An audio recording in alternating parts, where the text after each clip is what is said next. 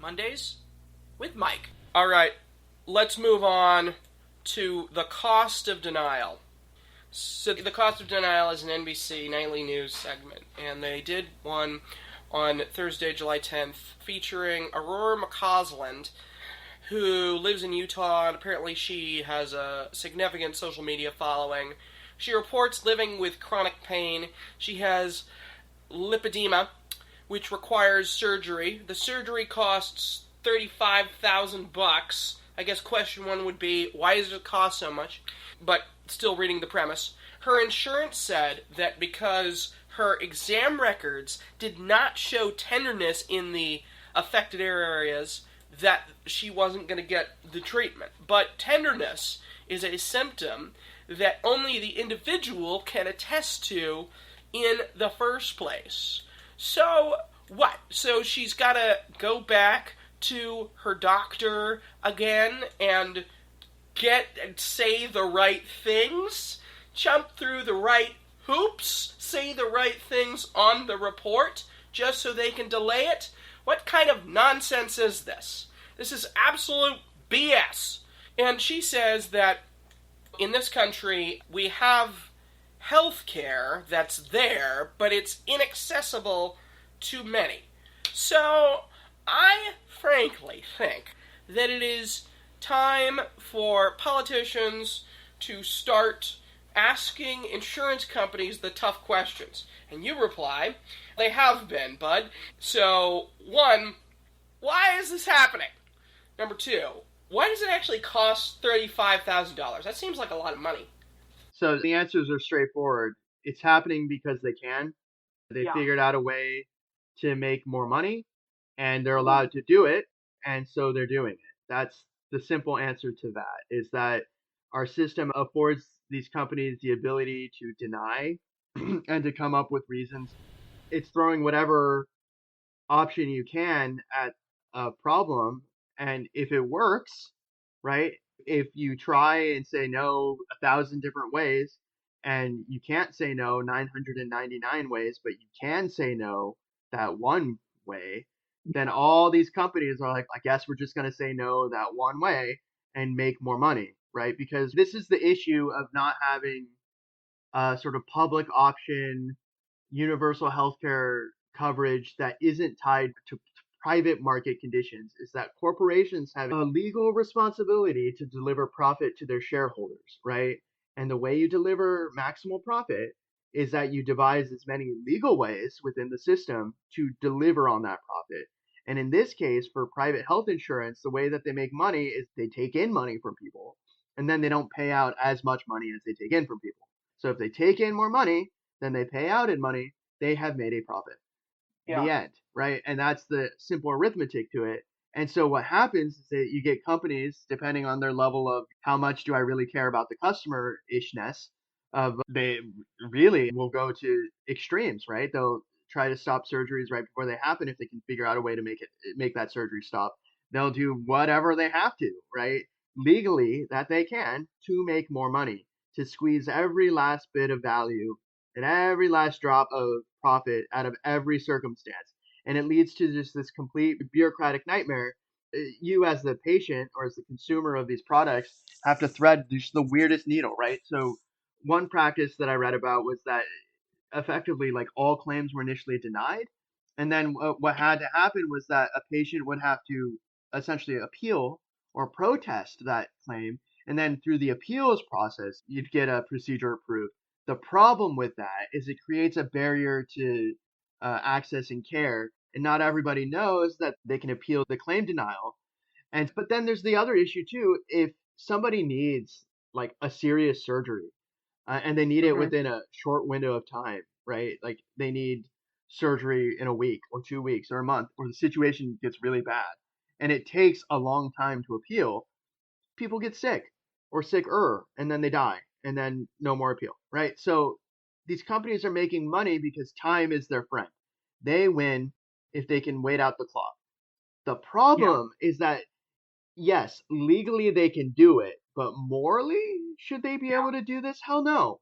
There's no way that if somebody needs necessary medical care, And the only avenue by which they can get that necessary medical care is through hospitals or medical providers. And the only way those medical providers or hospitals will provide that care is if they know that the compensation is cleared, right? That they will get paid for the provision of that care, right? If that's the scenario that exists as it is now, then any impediment to accessing that care, any level of bureaucracy, any level of the ability to say no from a third party or middleman or an outside actor means that you're going to get people who get sicker and people who potentially die because their ability to access that care was too severely limited. And so the mechanism around that is you have a universal system or a public option backed by the government because the government doesn't play around. The government can do things like pull licenses and all sorts of these weird tools that they can use to get medical providers to provide care at whatever price that the government sets for that care. And the issue is that these private insurers have so much latitude, right? That they have so much ability. I don't know if it's unique to the United States, but it sure looks like, when I read about this, a lot like this happens way more in the United States than it does in other countries. There's just too much power placed in the hands of private profit seeking corporations that stand between the provision of healthcare and the person who needs the healthcare. For your second question though, why is it so expensive? Same deal, right? So it's so expensive because the tools needed to provide the surgery are more expensive in the United States. Some of the devices cost more. The doctors are paid more in the United States. Uh, the number of doctors who can actually practice because the number of new doctors that can be made for medical schools is actually limited artificially. So why is it so expensive on that end? It's because supply and demand, right? There's a limited supply of medical providers and the demand exceeds that supply. And also the other issue is the kind of procedure and the kind of medical care that is being discussed exists in a mostly non-competitive market, if that makes sense. That there's not, because you've got a finite number of doctors and a finite number of places actually where this can even happen. The amount of competition between hospitals and between medical providers is just very limited. So you're not going to have some other group or doctor or hospital be like, oh, I'll offer to do this surgery for 10,000 less or 20,000 less because they all face the same specific costs, the cost of the whatever device or instruments or equipment they need to perform the surgery. And if there's only one or two at most medical device companies in the whole world that will sell that specific kind of device, you get what you get, right? Like you're not going to be able to go anywhere else unless you go to a different country. That's expensive too, right? There are risks involved with anything. In the absence of a public option or a universal healthcare that isn't profit driven, there's no leverage, right? There's no ability to really significantly curtail the prices that they're charging or that the insurance companies will pay. And so you have this constant battle between insurance companies and healthcare providers, where healthcare providers will throw out just these incredibly massively inflated numbers because they have to negotiate with the insurance companies. So they'll throw out just like a huge number for a surgery or for a procedure or whatever. And the people who lose in that situation are those without insurance because they just have to pay full freight. That sucks. But what's happening is that the insurance companies are then negotiating with the medical providers and they're doing a back and forth where the healthcare providers, we want to charge 100 grand. Insurance, we're not going to pay 100 grand. We're going to pay like a third of that, if that. And then they go, okay, fine. We'll actually charge like half of that. And the insurance company says, we're still not going to pay even half of that. We're going to pay maybe half of what you're asking. And it goes back and forth until the insurance company arrives at a number that they're okay with. And then the rest gets put on the patient. And it's a whole mess. All of the back and forth, the arguing, the bureaucracy, the paperwork, right? In some cases, they have to keep copies of everything they do in triplicate, in paper, locked away in some, I don't know if that's changed, but there was a time where they had to keep like full extensive records of all these different back and forth transactions, and all of that takes time and all of that costs. And sure, it creates plenty of jobs for people, right? The job of the person to call up the other person, their counterpart. Okay, here's my counter offer. Okay, here's my counter offer. The people who have to code all those little codes, the people who have to come up with all the prices. I get it. There's a huge, massive bureaucracy that creates lots of jobs for people. But the whole issue is that people suffer and they get sick and they get worse and they die because they're not getting care they need at a price that is affordable, right? That the prices are heavily inflated in the United States compared to other parts of the world because you're paying a premium on top of your premiums for the Yeah. yachts and the mansions and the private whatever of rich shareholders and CEOs of these insurance companies, but also these medical providers that are able to charge as much as they charge because there's no leverage, there's no negotiation. You either pay what they ask or you don't get it. And most people, given a choice, are like, I will pay whatever I need to pay so I don't die. And I'll go declare bankruptcy if I have to. I'll sell everything I own. That's the whole issue with Medicaid and Medicare right now is that people on Medicaid, a lot of them, they've sold everything they own. To even Mm. qualify in many cases for Medicaid, you have to have no money, like less than $2,000 total in assets of everything Oof. you own. There's some movement at the margins, right? Like they create a higher income cap if you have a family, if you have kids, or there's a little bit of wiggle room. But at least in some states and in some cases, it's really low. Like it's you are living in the gutter on the street. You have no clothes, you have no food, you have no access to anything, no car, no money, no money.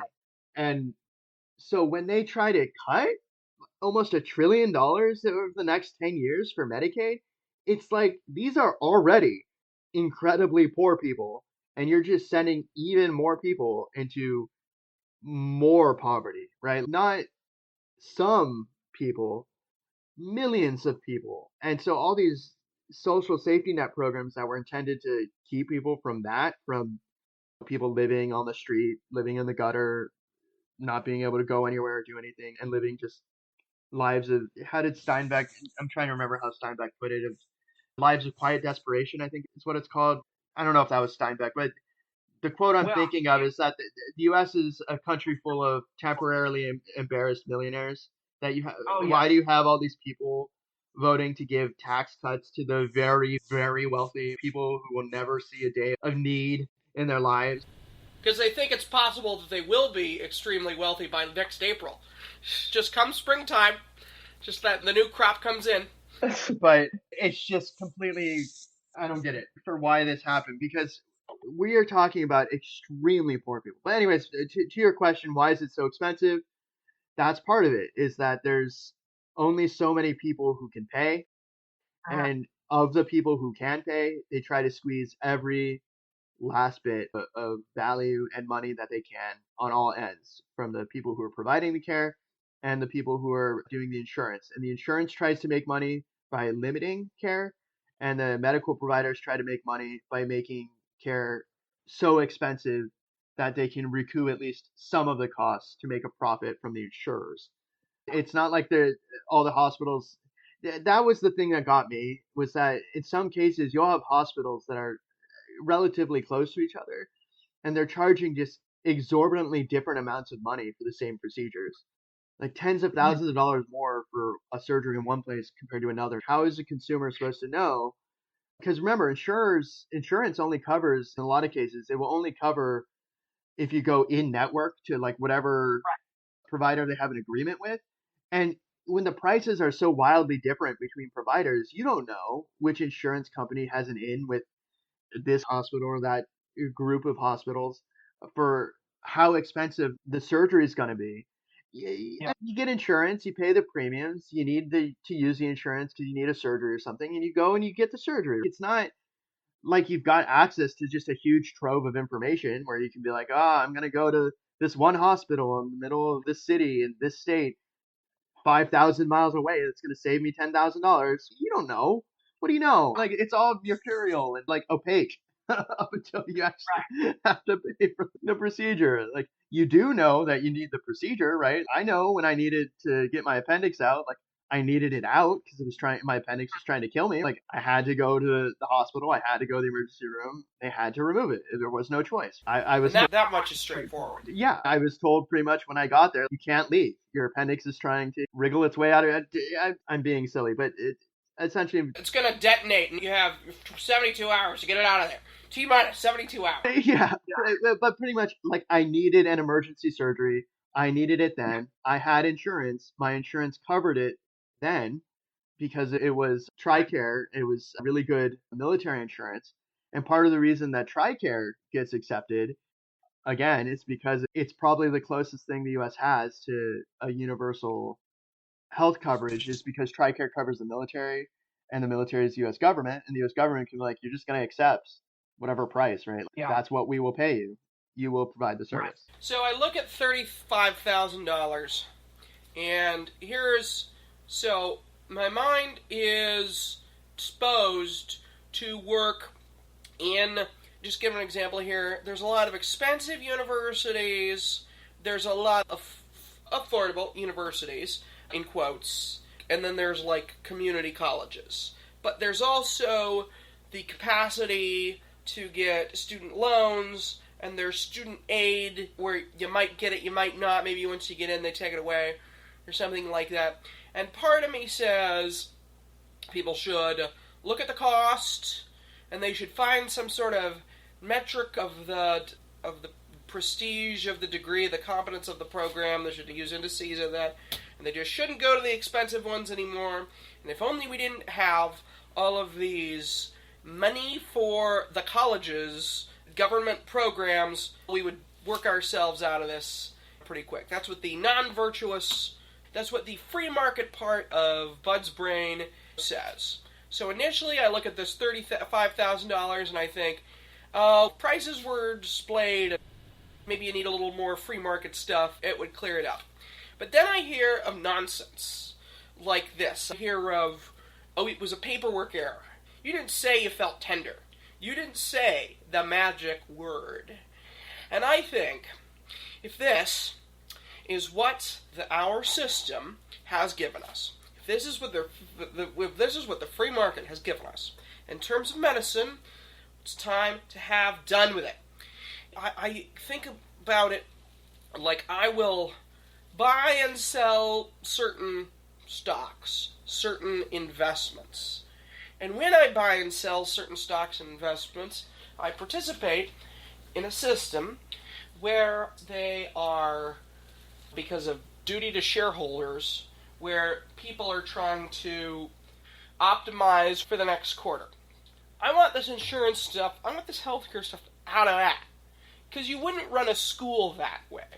You wouldn't say, how can we get these kids' metrics up for the next quarter so we can pump and dump the stock? You wouldn't do that. It's BS. You shouldn't be doing it for people's health either. So the parallel I actually think of is firefighting. So there was a time when there were private firefighting companies, and you would have to pay the insurance, or you'd pay for the medallion or whatever to the company. If you didn't pay, they would just sit there and watch your house burn. That's how the comparison I think of is that as a society, we've come up with ways to share in the cost of certain things such that it's more affordable than not. So for firefighting, law enforcement, for the maintenance of roads, for sewage, imagine if we all had to pay like a private sewage company or something in order to have working pipes for water and clean everything. Like, it would be terrible. It would be so awful.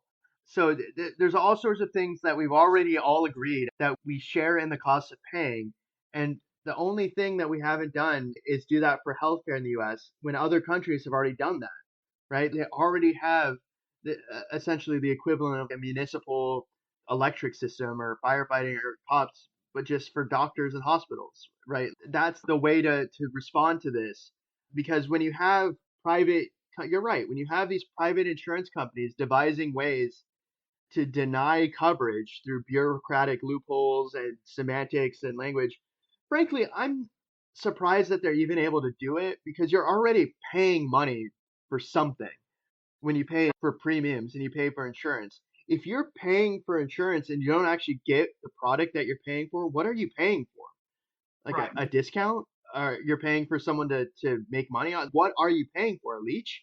Because I've been trying to understand why insurance companies are even able to deny any kind of procedure. Why do they get to be the arbiters on what's medically appropriate? That's what I've been struggling a little bit. Anytime I hear these stories, it's like, why is so much power invested in the middleman, right? And Yeah. not the doctors and the experts who provide the medical treatment. Like, you go to the experts to assess if what the problem is, and they go, there is a problem. Here's how you address the problem. And then you pay the insurer ostensibly to cover, at least in part, the cost of the procedure to address that problem. If the insurer can deny outright your access to medical care to address the problem, then the insurer becomes part of the problem, right? Because they make whatever thing you have to address later on even more expensive. So if you can prevent something bad from happening now, so you don't have to pay for an even more expensive surgery later, the insurer is making it more expensive for you and everyone else involved later on. I don't get it, like across the board, why they're even able to do this, but it's the system we have, right? I guess part of it's got to be lobbying. These companies spend an awful lot of money lobbying to keep the system the way it is. The system of shareholder equity, where the companies, the executives of those companies, are bound to shareholders to come up with the best outcome for the next quarter, must cease to apply in the realm of health insurance, because such gain is exacted at the pain and ill health of people, Americans, often poor Americans. This is wrong. Now, I do not know what pathway that individuals who are such executives should now take. I also do not know, what exact strategy those holding the equities of such insurance companies should take. But what I do know is nobody should be making money in such ways. So I think that a fitting result would be for those companies to be worth zero. And I think that a political party, yes, even perhaps a new political party, but whatever political party, hopefully all of them, would do well and heed a sort of, let's call it, there is an impulse that people want their own interest cared to. I'm not going to go there. What I am going to say is that people don't want to be ripped off. So, what I would say is that a rallying cry would be, if you rip me off, you're going to lose money. That would be a good rallying cry for certain voters, certain common sense voters who object to profiteering at the suffering of others.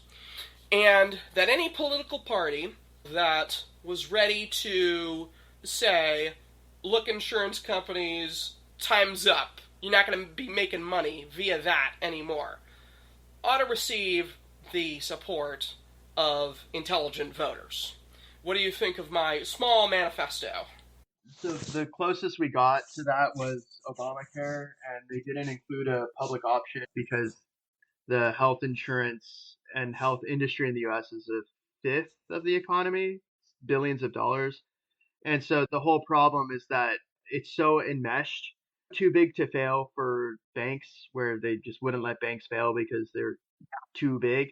The current system we have now is too big to fail. If you let it fail in the way that you're describing, it would crash the economy in a really dramatic way. And the whole issue is that we have to find a way to both maybe not maintain the current system as it is, because it is pretty big and bloated, but to not catastrophically plummet it to nothing, because that would in fact crash the economy. And yeah, it's tricky. I do think that what there needs to be is at least a competing market for insurance. So part of the reason that they can charge as much as they do and that they can deny as much as they do is there's a lack of real competition to what they're doing. And so if you have a public option that isn't tied to a profit motive, right? If you have an option that doesn't have to make money in order to exist, just it pays out for insurance. Like maybe a non-profit insurance group is what you're thinking of? The closest thing we have right now to what I'm talking about is Medicaid and Medicare and also TRICARE. They don't have to make exorbitant amounts of money. They just have to have enough money on hand to pay out existing claims, right? And or they have to have the means to get the money to pay out for existing claims, which means that they take on debt or a loan. The big issue with that is, of course, that you can run out of money, right? That's why you need the government to be part of it, is because the government can be an infinite store. We've talked about how the government can take on just huge amounts of debt and keep going, as they can be an infinite store of a reserve of money, pretty much, to pay for these things. Because there's a finite number of claims. Virtually all military troops and their dependents are covered for healthcare, dental, vision on a military base. It's all covered at cost. It's not very expensive. The government knows how to do it. They just know how to do it in limited numbers right now for the US. Medicaid, Medicare, TRICARE. You can make the argument that the VA is a form of universal coverage in that if you qualify, you can get access to care right through the VA, and they have this huge vehicle put in place to make that happen. We just need that for everybody. We know how to do it. We just have to do it for everybody, and that would at least lower the prices. It wouldn't get rid of private insurance, but it would at least make it so that private insurance can get away with doing this less because people have a viable alternative that doesn't cost as much and they can turn to that. But I think, look, if I'm being completely honest if I'm putting my political science cap on with all those years of study I did at college and all the reading about how politics works, if I'm really thinking hard about it, what just happened with the big beautiful bill was a huge giveaway to the insurance companies. If you get rid of Medicaid, then people have all of one option. They have to go to private companies that are on the Obamacare list, or just private insurers, period. That's their option. You either go there for insurance or you have no insurance. And so it's a huge giveaway. $1 trillion, kicking millions of people off of their insurance, off of Medicaid, and telling them if they want to get Medicaid in the future, they have to work. That puts way more people in the pool for private insurance for healthcare, right? A huge giveaway, a concerted effort to immiserate millions of Americans, right? Millions of the American people. Immiserate, that's a good word. Oh, yeah, immiserate, right? To make them miserable, to make people who are otherwise, maybe life's not so great if you're on Medicaid, right? Because to qualify again, you have to be really poor. But to make life so miserable, right, that people turn to like extreme avenues of making money and trying to survive. And those extremes may lead, because remember, GDP is a measure just of economic output.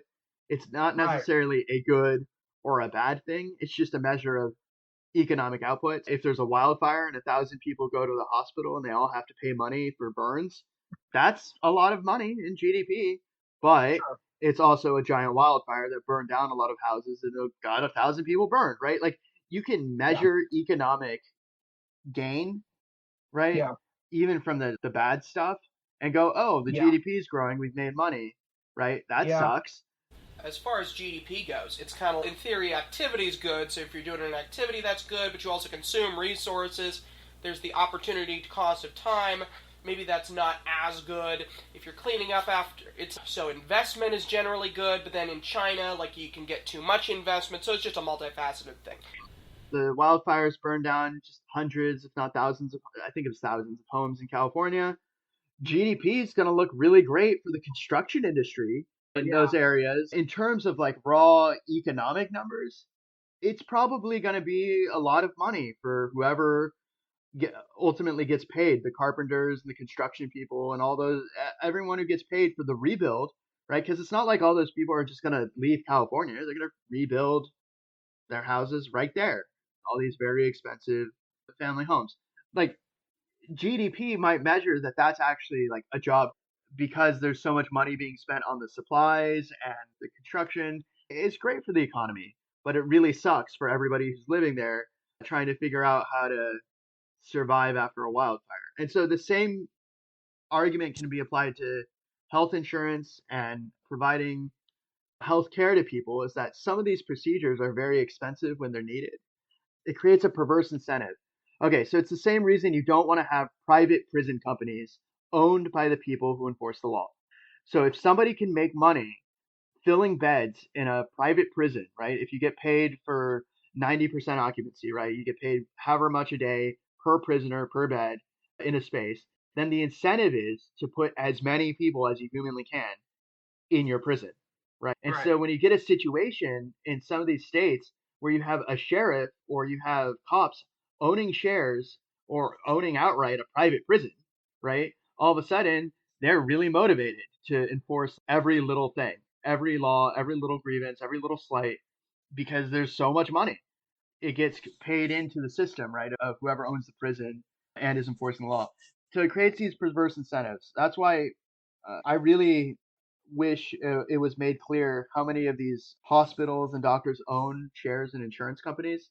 Because it seems like there's a serious conflict of interest for those on the end of charging prices, negotiating lower prices for the provision of care if they stand to gain the most by settling on whatever is the maximally profitable option. Does that make sense? That they may limit the actual negotiation so that it's the illusion of competition, right? And that's one of the risks that you run in the system we have is that you don't necessarily know who owns what and to what degree in terms of how they're profiting off of every economic transaction that occurs in our economy. And that's why you do need stuff that's completely removed from the private market. That's why you need firefighters and cops and road maintenance and like all this stuff that you can operate even at a loss, but you have it because of what it gives you, right? Because if we don't have a functioning healthcare system in the United States that provides actual healthcare to people, then you're going to get a lot of sick people, like really sick. So if you need kidney dialysis in the United States, they'll give it to you. You will get kidney dialysis if you really need it. The government does provide, in very limited circumstances, universal healthcare to anyone who needs it that qualifies. So the number one example is kidney dialysis. If somebody needs kidney dialysis treatment, if they need to go and be put on a kidney dialysis machine, the government covers it for people who need it, irrespective of if they can pay. Because kidney dialysis, you have to have it or you die. And so the government does know how to provide access to healthcare to people 100%, completely removed from the private marketplace. It's just that there are political reasons and forces that make it so that we don't have access to affordable care for all aspects of healthcare, only like siloed healthcare based off of whatever political battle was fought to make it so Medicare for seniors, access to disability benefits and Medicaid for the disabled, access to healthcare for the military through TRICARE as part of a morale issue that soldiers are, it turns out, less willing to fight if they don't have access to medical care if they get hurt or injured while fighting. Who knew? What a completely novel concept. And so the same thing, frankly, should have been applied for all people who live in the country, right? If you need healthcare, there should be some way to get access to it that isn't eye-wateringly expensive. Because the number one cause of bankruptcies that's cited in the United States still is medical costs, right? That people get medical treatment because it's a kind of thing that if you need it, most people are willing to get a medical procedure if it'll save their life, as opposed to not getting it, right? And not paying the cost and just dying, suffering and dying, right? That people are willing to pay exorbitant, or at least are willing to take on exorbitant amounts of debt to prolong their life. We know this. right? If somebody has cancer or if they've got some kind of emergency that they just, or if they have a heart attack, right? Like people will pay money to get health treatment. And where the government really can serve a role is to just provide some baseline option for anyone who needs it. The whole issue in the United States is you can go to an emergency room if you have an emergency and they will see you eventually. Tala, do you remember Ronald Reagan where he said anyone who needs to go to an emergency room can? Yeah, was that Reagan? Sure. I'm pretty I sure. remember it being said. I'm pretty sure it was Reagan ultimately who said, "Yeah, that's what's going to happen. Is if you need medical treatment, you can go to an emergency room. But remember, the emergency room only treats emergencies. And at the point that something has become an emergency, there's only so much you can actually do to respond to what's happened. So if somebody has cancer riddling their body and they're at the very end of the road, like they're full of tumors and it's end of days, sure, they can go to an emergency room and the emergency room might see them, probably will see them, but all it can do is alleviate the symptoms, maybe help a bit with like pain, but it's not going to fix the cancer at the last second. These are the kinds of things where you need to detect it early, come up with a treatment plan, do the treatment. And to do that, you need preventive care. You need access to doctors way earlier in the process. And that's where the window of issues is that we have universal coverage at emergency rooms. We have universal coverage if you get on Medicaid, but you have to be very poor. You have to sell virtually everything you have. The new issue is for Medicaid, at least, is I'm pretty sure in the law they established a limit on how much you can have Medicaid for how long you can have it. So at some point, they're going to kick people off of Medicaid who might still need it just because, like, they reach a time limit. And then what do? Do you just suffer? I could talk about this particular subject all day. Like the system we have is very flawed and expensive and cruel, and it does. Other countries have figured out a way to do it better, and frankly, it's a failure of our political system, of the electorate, actually, to not demand both parties stop fleecing us for everything we're worth in regards to healthcare. It shouldn't cost everything you've ever earned in your entire life just to get treated for something that frankly people in other countries pay very little to get treated for. It's tough to make that argument in the US where the drive is always got to pay less taxes, got to pay less taxes.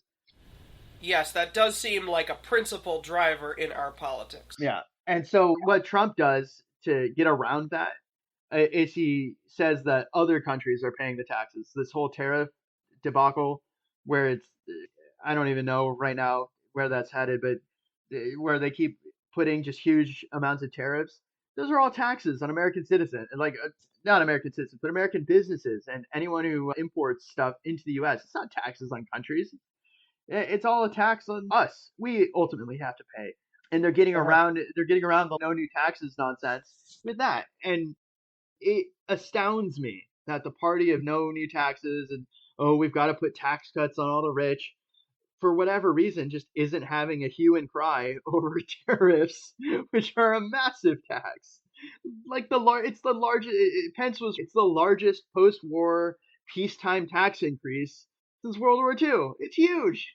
Sure, on that subject, I think that there was a little bit of political. This is going to be completely new. This is going to seem like out of left field to everybody, but here's my perspective on that. I'll give an example. When Brexit was argued about in the UK, Labour, let's just say the establishment, so Tony Blair, David Cameron, they were on the same side of it, they said, Brexit will cost jobs. So, okay, true, but it was about one's political arrangement with a bloc for hundreds of years, so I found that particular argument to fall a little bit flat. When I heard that, I thought, that's not what people are going to be thinking about, though. Though true. Likewise, with some of the tariffs at first, I noticed a lot of people saying, your phone's going to cost more. The video game system is going to cost way more. And I kind of looked at that and I thought, yeah, but it's a video game system. Try something else. People are going to look at that and they're going to think, video game system, I don't need that. Not everybody is going to think that, but I think that swing voters might think that. So I just thought that a little bit of the messaging was like, here's how much the necessities are going to cost more, might have been a little bit more effective. That was just what I saw on Facebook in January, February. Okay, I just want to interject there briefly for video games. I'm fairly certain right now video games are the number one media market in the economy, that they've outpaced movies and TV in terms of how much money they rake in. And so when we're talking about an increase of price for the Switch, for example, is the one I was looking at, of $100, $200, we're talking about a lot of people, right? We're talking about millions of people who might be buying the Switch. And so that's just a lot of jobs. Without a doubt. But in that case, I thought it would be like if the cost of liquor goes up. It was like, that's a luxury. I get what you're saying. So if the cost of food were to go up double. Yes. That would be gigantic, yes. The way that would happen is if there were tariffs on Mexico. Because a lot of the food that's out of season that we get during the non-seasons for those foods is from Mexico and South America and Central America. So things like avocados, tomatoes, bananas, that the cost of those would have gone up pretty significantly if those tariffs stayed in place. They may still. The 50% tariff he's proposing on Brazil is pretty steep. It's not a small number. Yeah. But no, I get what you're saying, that if we look at luxury goods and stuff that already the people who are buying it can afford to buy it because they're buying it, like these are the things that are like, okay, TVs, video games. I think it has a lot to do with what the good is. I understand, it's bought by such people. Yes, but in principle, they don't need it. Just in principle. Yachts, right? Yeah, if it was yachts, I wouldn't care. I'd probably be happy if the cost went up. I'm going to bring out my tiny little violin. We're buying those yachts. Oh, no. All the crime, like private helicopters, private submarines, right? Oh, no. Yeah. But that was just an opportunity to voice what I had noticed. For private submarines, I would hope that the cost is affordable enough that they can invest as much money as is needed to make it as safe as it can be with certification and stuff. Because we saw what happens when a rich company tries to cut costs on submarines, on submersibles, right? So you would hope at all times for something like that it's not just about making money. In fact, actually for things like planes too, you would hope that there's some like minimum level of everything, of safety for all aspects of the thing, right? Buses, trains, planes, private submersibles, that you want them tested to make sure they're safe and secure and that they work as intended, right? And I think actually that's worth mentioning for the tariff discussion. If you make the price of something more expensive, it creates an incentive on the part of the people who make the things to cut costs wherever they can. And if they cut costs wherever they can, that will lead, even at the margins, to an increase in safety issues. So instead of hiring 2 inspectors, you hire 1 inspector for your meat packaging plant. Or instead of upgrading your whatever that you need to upgrade 5 years in advance, you wait 10 years, or you wait to the absolute end of its operating lifespan, right? And things fall apart and things break. And tariffs makes that worse, right? Because it increases the price of doing business. If you increase the price of doing business, it leads to greater safety problems in the end run for everyone. It leads to worse workplace conditions, and it leads to worse outcomes for the end product and the end consumer. It's just logically that's what I see, is that if people want to still make as much money as they can, if you make everything in every stage of the process more expensive, then they're going to try to figure out even more extreme ways to make everything less expensive. That's something that I think about, is that tariffs will increase the cost of labor. But anyways, that's a whole thing. That's not going to change. The tariffs are with us, at least for the foreseeable future. And so we're just going to have to adapt accordingly. Keep on muddling through. Spend money on anything except for food anyway. I'm very frugal. I wait till things quite literally fall apart. So good. It's good to be frugal. You're like Marius. Oh, I am extreme frugality. This is me. I don't spend money on almost anything. Except for food. I do need to spend money on food to eat food. Yeah, my buddy makes fun of me for getting those Costco coffee pods. And they're so expensive per coffee that you get. And I said, yeah, but it's only 30 cents per coffee. You're not getting much coffee out of it, though. No, but I can't get 30 cents per coffee at Starbucks. I can't get 30 cents per coffee anywhere, and it's quick. But he would have me be even more frugal and make put it in my own pods, and I've done that before, and it makes a mess. So my frugality goes away when it comes to coffee pods. Oh no, I understand. Coffee is life. It's a necessity, really. That's not a luxury. If they told me the price of coffee was going up, I'd be like, let's get rid of that. Okay. Mondays with Mike.